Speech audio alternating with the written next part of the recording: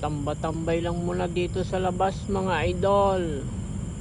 Ayan, medyo kumukulog-kulog na dito mga idol sa aming kinalalagyan. Katatapos lang kumain mga idol. Palamig-damig lang muna dito sa labas.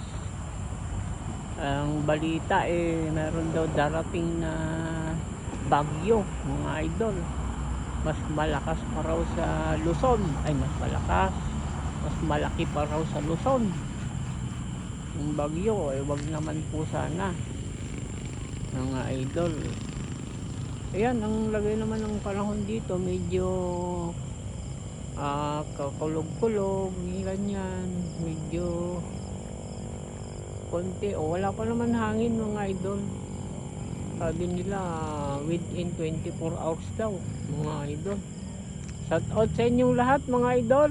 Ingat po kayo dyan sa inyong mga kinalalagyan, lalong lalo na po dyan sa mga malalapit sa ilog, mga malalapit sa mga paanan ng bundok. Ingat po. Shout out po sa inyong lahat mga idol. Okay, thanks for watching mga idol.